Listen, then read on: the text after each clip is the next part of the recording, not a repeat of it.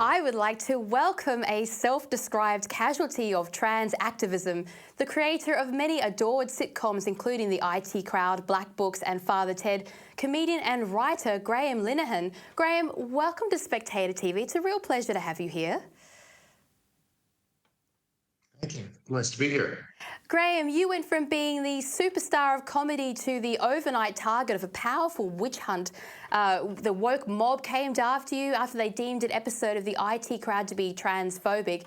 You then ruffled the agitated mob further by speaking out in defence of women and children against aggressive transgender activism and the genuine harms caused by self-ID laws and medical transitioning. Graham, did you imagine living this career in comedy that politics could viciously rip your world apart? After all, we project ourselves as being a civilised and progressive society. Yeah, well, I certainly didn't expect it. I thought that the views that I was expressing were such basic tenets of feminism that I thought I'd be surrounded by people supporting me. But something happened in the from around 2014 to now, which is an ideology took over that said that, men who self-declared as women were women. And something that was supposed to be a civil rights movement for transsexuals turned into a civil rights movement for cross-dressers. And I thought it was absurd because any man can put on a dress and enter women's space. With self-ID, which was where I really started to get alarmed and has been introduced in Ireland and several other places without any consultation with the people. Self-ID, you didn't even need to go so far as putting on a dress. It's literally just self-declaration. So I immediately saw what I thought would be obvious to everyone else, that this meant that women's sports would be destroyed, that women's spaces would be destroyed. And the more I heard about it and the more I found out about it, the worse and worse it got. I went from trying to defend women's spaces and sports to realizing what was happening to children in gender clinics who were being sterilized and maimed by surgeons and ideologues who were posing as doctors. So yeah, I guess that my big problem was that I arrived too early. People, when I was beginning to point these things out, everyone thought that the debate was still about transsexuals, when in fact they were left behind many years ago. And in fact, the trans activists have a word for transsexuals. They call them true scum, So it's not even like the one of the bizarre things about this fight is I know more trans people than the people who are calling it transphobic. And they're all in despair at what's being done in their name. So yeah, I thought these things were clear, but they weren't, and it's taken 6 years of I've had to give up comedy, and I basically I'm a journalist now. All I can say is not by choice. Well, welcome to the club, because you defended women's rights and you were expecting the sisterhood to rally around you, and instead the sisterhood started throwing spears at you, and that's what happens if you step on the wrong side of the activist fence these days. Now, in your memoir, Tough Crowd, you say that your life was smashed to bits. Do you remember the moment that you knew that something serious had happened? That fine line between an annoyed audience and a bit of media discontent to a dangerous infringement on free speech and civil liberty? Because I'd be interested to know if it was a revelation or a slow boil toward this state.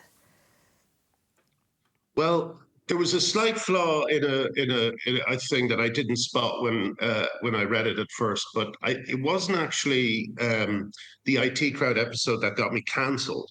I certainly didn't make many friends among trans activists with that episode, but there were 10 years before anyone really seriously started to try and destroy my livelihood. So though what really got me cancelled was just beginning to support the women who were being bullied and harassed and driven offline by trans activists, most of whom were men. But the moment where I realized something was really serious was when I was supposed to do a comedy class in Melbourne and Perth, and that was the first thing that was banned. I was very excited about coming over. It was a major part of my income for that year. I worked on a course that's basically how to write a sitcom from beginning to end. Um, and I just got a call from Frontier Comedy who said, "No, we're cancelling it." So that was the first sign that corporate bodies were going to start capitulating to a very small number of very loud lunatics, And I just kept getting surprised. I always thought that, like for instance, I wrote a musical based on Father Ted, that was cancelled. And I always thought that my colleagues would support me and stand up for me. I thought they would say, it's a very simple thing to say, of course, women need single sex spaces. Of course, children shouldn't be operated on. Of course, women deserve fair sports. But all these things were beyond anyone I knew. No one seemed able to say them. And it wasn't until too late that I realized that they're all terrified, absolutely terrified. It's extraordinary. I mean, but you have to admire how quickly propaganda is spun. A large chunk of your career is now being described as anti-trans activism because you say things in public that the public say in their private spaces over their coffees and their beers. Now, J.K. Rowling is in a similar position of defiance, claiming that she's prepared to test Scotland's new so-called hate speech laws by languishing in a jail cell if she has to. And they've only just, like literally an hour ago, backed down from that position because they don't think they want to test that. But do you wonder how far this assault on free speech will go? Are we going to see comics and actors and authors locked in our prisons? Or, is it just going to be more of this being sent out in the headlines to be jeered at, like a shadow of Mao's Cultural Revolution? Or does this stop? Is this the line right here? Because if history teaches us anything, it's that, the madness of crowds goes a long way before it pulls itself back. Absolutely. But I mean, there's a good and bad to what there's a good and bad side to what I'm about to say. But all of that has already happened. I'm just and J.K. Rowling are just very visible people who've been cancelled. Rowling is a billionaire, so she was able to just shrug it off. But I had basically my livelihood completely destroyed.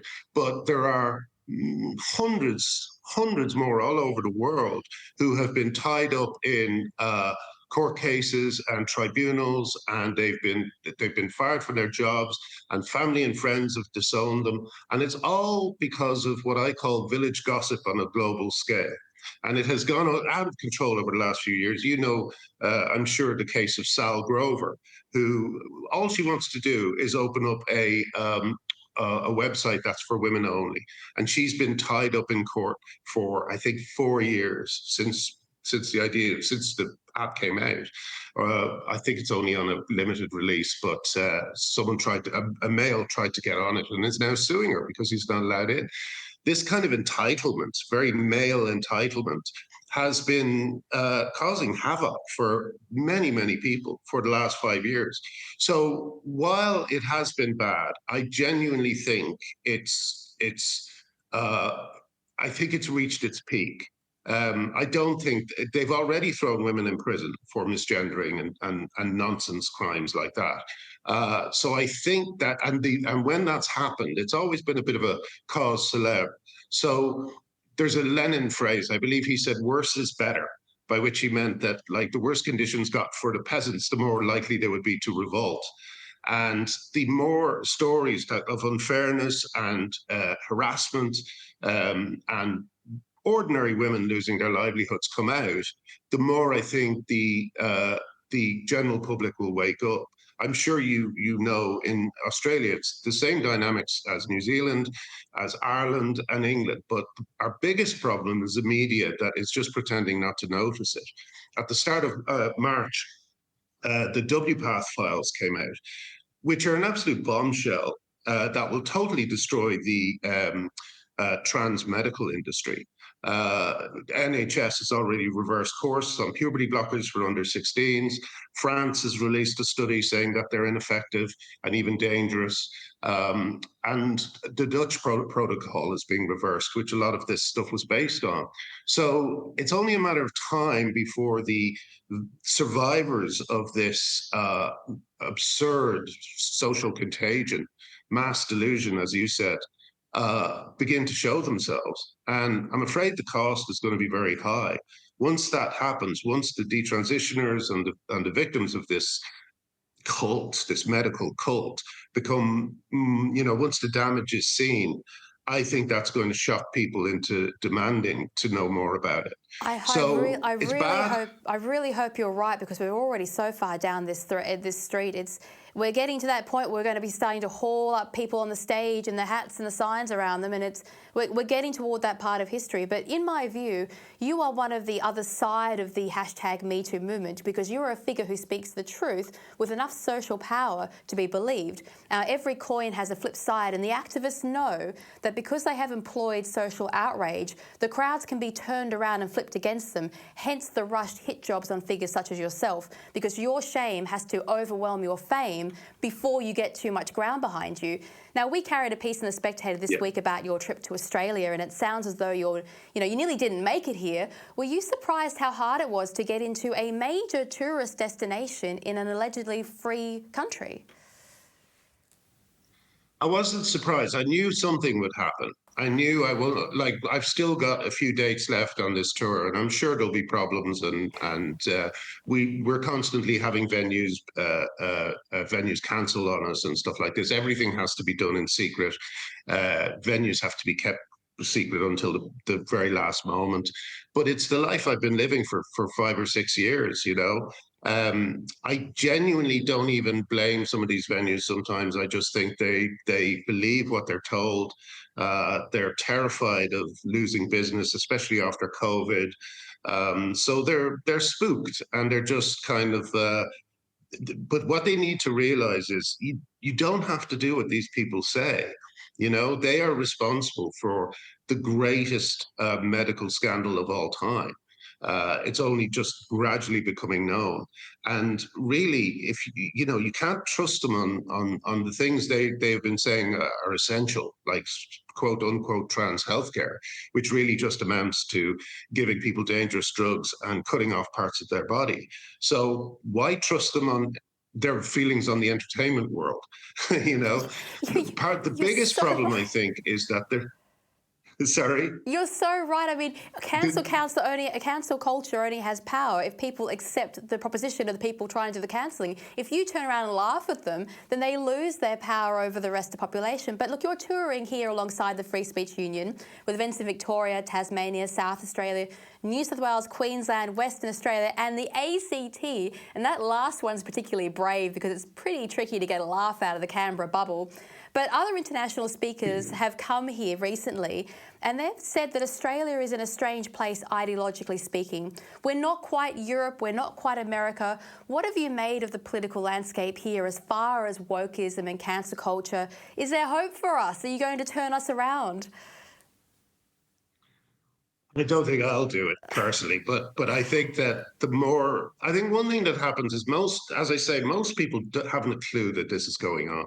I've met so many people over here who are fans of Father Ted, and they say, "What are you working on at the moment?" And I say, "I haven't worked in 6 years," and they're like, "Why not?" And no one's heard of it because all this stuff is kind of going on. Cancellation is a very quiet thing. It happens silently. You just don't get the offers. No one does a big documentary about you being cancelled. So I had to write the book to let people know what was going on.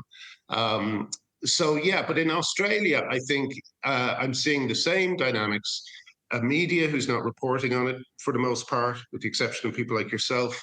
a general public who don't even know what's happening, an extremely violent and aggressive activist class who protest every single woman who tries to open her mouth. It's the same stuff. But I did notice one thing that I found a little bit disturbing. I met the LGBT Alliance Australia here. The LGBT Alliance have branches in Canada and in America and the UK most successfully. They're a registered charity in the UK. But Australia is the only place where they have to be anonymous.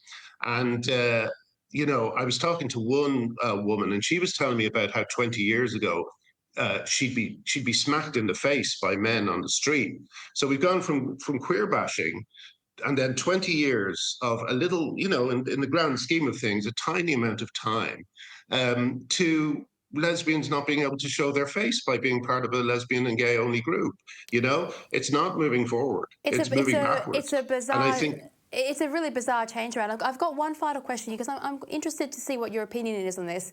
Now, you've no doubt seen the news that Australia has massive problems. Like, we've got over 100 illegal immigrants were released onto our streets who were convicted of things like rape and murder. We had a Labor government who flew ISIS brides back into our country. We've got the Greens who are trying to organise a visa for a female convicted terrorist who used to make a habit of hijacking planes.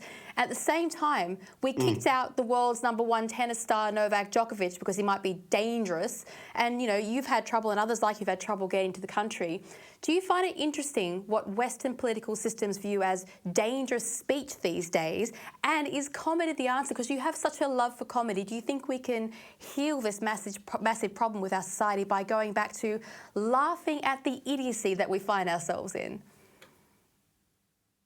Yeah, I mean, I do feel somewhat responsible for the state that we're in, because before I was cancelled, I was a left-wing big mouth on Twitter, and I had all the quote unquote correct opinions, and I thought that I was doing a lot of good by policing what other people were saying about issues like immigration.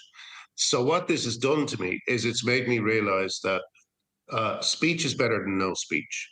And the idea that we can solve any of our problems by simply making them unspeakable, the question, like, for instance, even the word immigration is seen as a right-wing trope when it's brought up.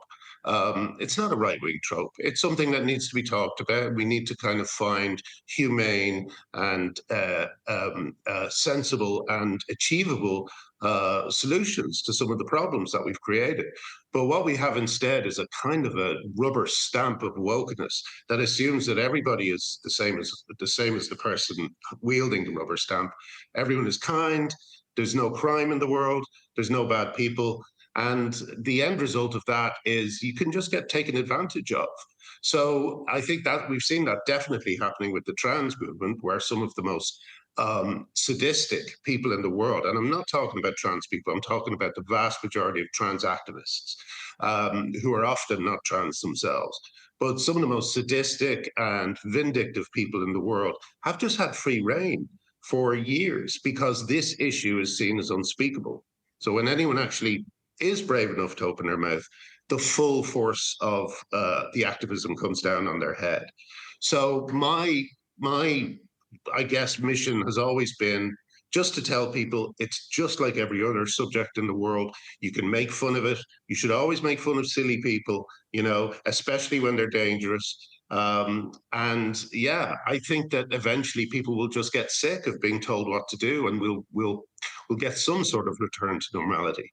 What a fabulous statement to finish on. You should always make fun of silly people, especially when they are dangerous. Look, thank you so much for joining us here today, Graham, and best of luck with your tour, rest of Australia. And I hope that you're back on the up and that you will be victorious in this war for free speech. Thank you so much.